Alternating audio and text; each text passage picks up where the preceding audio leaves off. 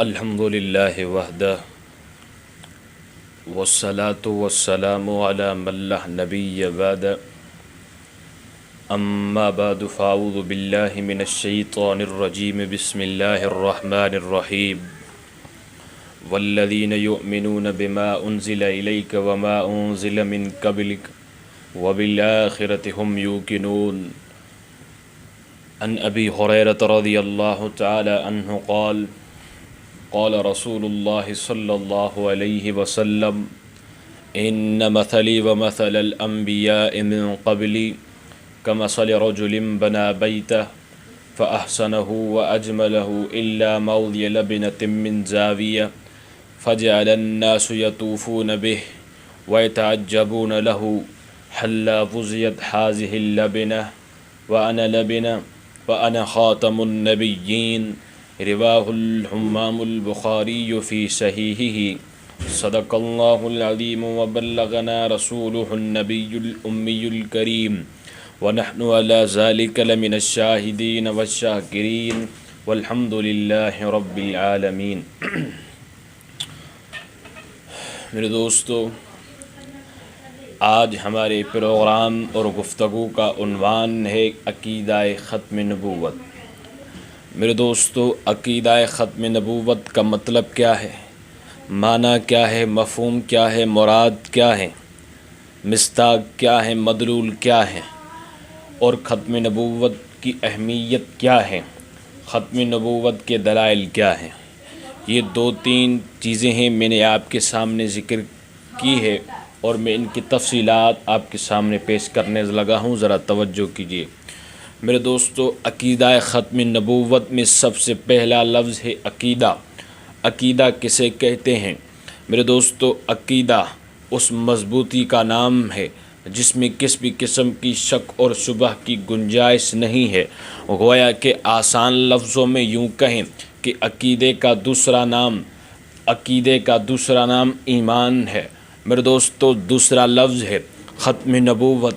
ختم نبوت کی وضاحت، ختم نبوت کا انٹروڈکشن، ختم نبوت کی تعریف، ختم نبوت کی وضاحت کیا ہے؟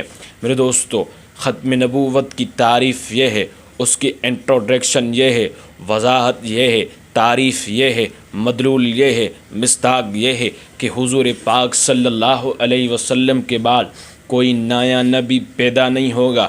میرے دوستو، کچھ حضرات یوں مانا کرتے ہیں کہ حضور پاک صلی اللہ علیہ وسلم کے بعد کوئی نبی نہیں آئے گا، تو اس تعریف پر لوگ اعتراضات کرتے ہیں، خاص کر کے قادیانی اعتراضات کرتے ہیں کہ حضور پاک صلی اللہ علیہ وآلہ وسلم کے بعد آپ کہتے کوئی نبی نہیں آئے گا، حضرت عیسیٰ علیہ السلام جو آئیں گے۔ اب اس معنی پر اعتراض ہے، لہٰذا معنی وہ کریں، مطلب وہ نکالیں جس پر اعتراضات نہ ہو سکے، جس پر شبہات نہ ہو، جس میں شک و شبہ کی گنجائش نہیں رہتی۔ وہ کیا ہے؟ وہ یہ ہے کہ حضور پاک صلی اللہ علیہ وسلم کے بعد کوئی نیا نبی پیدا نہیں ہوگا۔ میرے دوستو، حضرت عیسیٰ علیہ السلام آئیں گے، ہمارے ایمان عقیدے کا حصہ ہے۔ میرے دوستو، حضور پاک صلی اللہ علیہ وآلہ وسلم کی ختم نبوت پر کوئی فرق نہیں پڑے گا۔ آپ کہیں گے کیسے؟ میرے دوستو، حضرت عیسیٰ علیہ السلام حضور پاک صلی اللہ علیہ وسلم سے پہلے ان کو نبوت مل چکی ہے۔ اب حضور پاک صلی اللہ علیہ وسلم کے بعد آئیں گے، حضور پاک صلی اللہ علیہ وآلہ وسلم کی دین کو مکمل کریں گے، ان کی مدد کریں گے دین پہنچانے میں۔ میرے دوستو، ان کے دین پہنچانے میں ان کی مدد کریں گے، لہٰذا آئیں گے، لیکن نبوت ان کو پہلے مل چکی ہے۔ اب اس پر کوئی بھی اعتراضات نہیں ہو سکتا۔ اب حضور پاک صلی اللہ علیہ وسلم پر، اب حضرت عیسیٰ علیہ السلام کے آنے سے حضور پاک صلی اللہ علیہ وسلم پہ ختم نبوت پر کوئی بھی فرق نہیں پڑتا۔ تو میرے دوستو، معنی وہ کریں جس پر اعتراضات نہ ہو سکے کہ حضور پاک صلی اللہ علیہ وآلہ وسلم کے بعد کوئی نیا نبی پیدا نہیں ہوگا۔ اب سنیں، تقلید کی ختم نبوت کی اہمیت کیا ہے، ضرورت کیا ہے، حیثیت کیا ہے؟ میرے دوستو، ختم نبوت کی حیثیت، ضرورت، اہمیت، ویلیو یہ ہے کہ اگر کوئی شخص اللہ تعالیٰ کو رزاق مانے، قہار مانے، جبار مانے، سب کچھ اللہ کو دینے والا مانے، لیکن اللہ کریم کو وحدہ لا شریک لہ نہیں مانے، یہ مسلمان نہیں ہے، یہ کافر ہے۔ گویا کہ اللہ پاک کو اس نے کچھ نہیں مانا، یہ مسلمان نہیں ہے۔ اس طرح اگر کوئی شخص حضور پاک صلی اللہ علیہ وآلہ وسلم کو صاحب الحجرت والمعراج، صاحب رفیق، یہ جتنے بھی حضور پاک صلی اللہ علیہ وآلہ وسلم کی صفات مبارک ہیں وہ سب مانتا چلا جائے، وہ سب مانتا چلا جائے، لیکن عقیدہ ختم نبوت نہیں مانے، حضور اکرم علیہ تحیت و تسلیم کو آخری نبی نہیں مانے، گویا کہ اس نے کچھ نہیں مانا، یہ مسلمان نہیں ہے، یہ کافر ہے۔ اس کی ضرورت یہ ہے کہ اس کی سوا چارہ کوئی نہیں، اور نہ ہی مسلمان بندہ ہو سکتا ہے، یہ تو کافر ہے۔ آگے چلتے ہیں، آخری پوائنٹ، تقلید کے دلائل کیا، ختم نبوت کے دلائل کیا ہے۔ میں ایک دلیل پیش کرنے لگا ہوں میرے دوستو، سورۃ بقرہ آیت نمبر 4، پہلا صفحہ، پہلا پارہ، پہلا رکوع، توجہ۔ اللہ پاک نے ارشاد فرمایا، والذین یؤمنون بما انزل الیک وما انزل من قبلک وبالآخرۃ ہم یوقنون۔ میرے دوستو، ان میں اللہ نے ایمان کی 3 چیزیں ذکر کی ہیں۔ اللہ تعالیٰ نے مومن ان کو قرار دیا ہے، مومن ان کو کہا ہے جو 3 چیزوں پر ایمان لائے۔ نمبر 1، قرآن کریم پر ایمان لائے جو حضور اکرم صلی اللہ علیہ وسلم پر اتری ہے۔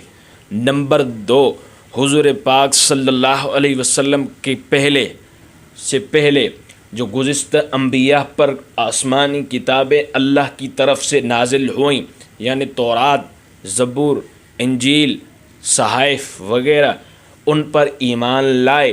نمبر 3، آخرت پر یعنی قیامت پر ایمان لائے۔